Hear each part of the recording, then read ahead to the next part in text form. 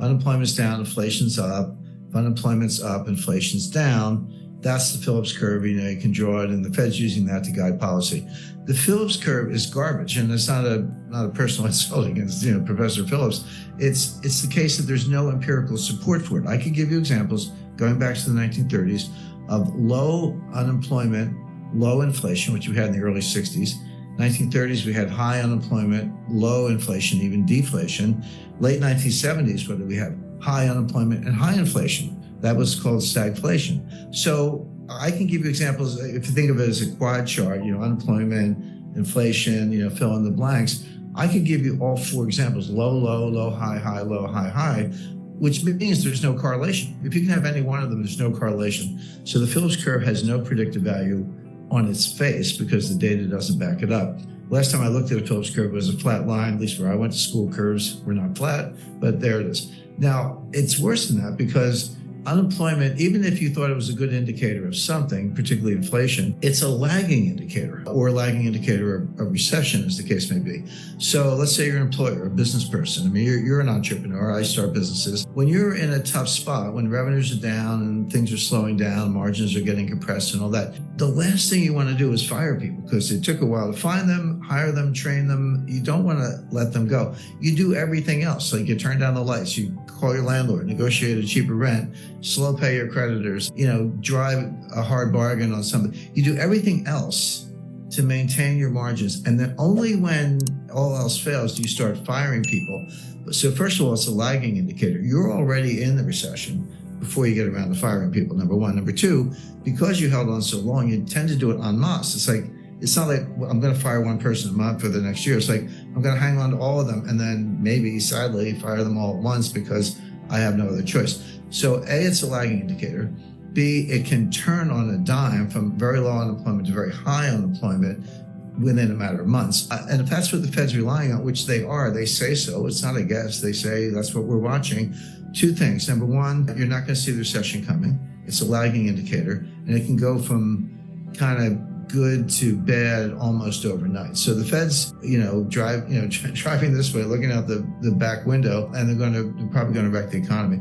But there are a lot of other signs to say, okay, Jim, unemployment's not a good measure, and it isn't. But how do you know what are the good metrics? They tend to be a little technical. They tend to be things that very few people look at, but they're there. They're not secret. The big one, I think this gets more notice, is an inverted Treasury yield curve. Well, what does that mean? So a normal yield curve, it's like the longer the maturity, the higher the rate. That's common sense. So if I'm going to lend somebody money for a month, I might charge a certain interest rate. But if I'm going to lend you money for 10 years, I want a much higher interest rate because there's a lot more risk, where inflation, default, credit risk, who knows what. So a normal yield curve is upward sloping. The longer the maturity, the higher the rate. Okay, right now, yield curves are inverted, which means they're downward sloping, which means the longer the maturity, the lower the rate. Why would you take a lower rate on a 10-year Treasury note than you would on an overnight loan, that's where we are today, by the way. So in other words, this is the big money. This is the institutional money. This is people who know more than central bankers in many cases, betting that interest rates are going to come down a lot. Because if they weren't, that inverted yield curve would make no sense. And so they're betting that the economy is going into a severe recession. Interest rates are going to drop. Now, just to get a little more arcane, there's something called the SOFR futures curve. SOFR is the new LIBOR, the problems with LIBOR. But these are long-term bets on overnight rates. Treasury is a snapshot of what I think the 10-year rate is going to be, but SOFR is the opposite. They trade in strips, quarterly settlements that go out 3 or 4 years, 5 years, but the longer ones aren't that liquid. But basically, I can make a bet as to what I think the overnight rate is going to be 1 year from today. That yield curve is also steeply inverted. And again, this is the real, who trades SOFR futures? Well, the institutions and central banks and the big money, in other words. And it's in the data. It's not a guess. You can look at it. It's publicly available. And it says rates are going to drop steeply in the months and year ahead. So again, these are, when you have an inverted SOFR yield curve, an inverted Treasury yield curve, it's basically the big money betting the rates are going to drop like a stone. Well, why would that be? Well, there are only two reasons. One, a severe recession and a steep drop in inflation. And those two things do go together. One more example, again, I don't want to get too in the weeds, but there's something, the Fed has an overnight reverse repo facility. What does that mean? So the Fed says, hey, give me your cash and I'll give you a Treasury bill as collateral, and then we'll unwind it at some point in the future. It's called a reverse repo. So I can call up the Fed, have them send me Treasury bills as collateral, give them cash, and they'll pay me interest on that. It's a phone call. I don't have to do anything fancy. Okay. But the Treasury also sells Treasury bills at auction, and I can bid on them, and people do. And the yield to maturity on those is lower than the Fed will give you for a phone call. So why would you bid at an auction, take the market risk and get a yield that's lower than the one you can get for a phone call? Well, the answer is that the Treasury bill that they send me when I do the Treasury facility, I cannot rehypothecate it, meaning I have to hold it, give it back to the Fed when they want it, but I can't give it to you or anybody else. Whereas if I bid at auction, I can take that bill, I can pledge it to UBS can pledge it to Deutsche Bank can pledge it to Barclays, and they do. So, but the reason I bid more aggressively for that and take a lower yield, I'm fighting for a lower yield instead of the higher yield I can get for free, is because I need the collateral. That's a sign that there's a collateral shortage, that banks are reducing their balance sheets, they're unwinding derivatives, et cetera. So sorry to be a little technical, but the point is when you look at two inverted yield curves and an auction rate that's lower than what you can get for a phone call, they all say the same thing.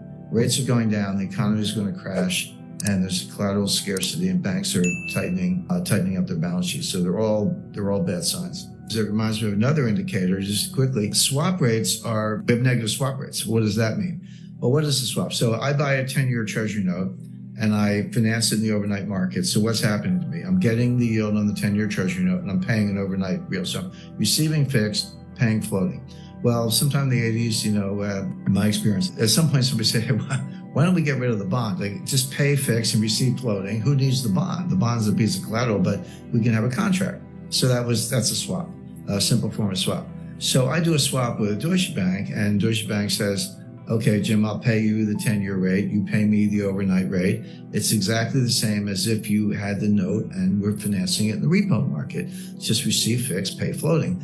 And that's a swap. But if you think of the credit risk, at least with the 10-year Treasury note, I got the United States government behind me. If I'm doing a swap with, UBS, I got bank risk. I've got some credit risk in the bank. Credit Suisse just failed. So it's logical. It makes sense that the rate I get from UBS should be slightly higher than the Treasury rate. The swap rate from a bank should be slightly higher than the comparable maturity of a government security, because the government security is slightly safer than a big bank. Well, right now, that's not true. UBS, or, I'm picking on UBS, Barclays, anybody else in a swap, the rate I get is lower than I get from a 10-year Treasury note. So why would I do that? Why would I take the poorer credit and take a lower rate instead of a higher rate? Well, the answer is the swap is off balance sheet, and the Treasury note, if I own it, I got to put it on my balance sheet. So when you see negative swap rates, meaning the riskier credit is paying you less than the government credit, what it means is that the balance sheets are constrained. I got to do the off balance sheet trade because we can't use up the balance sheets. That's consistent with what we just talked about with the inverted yield curves, which is there's a major credit contraction. There's a collateral shortage,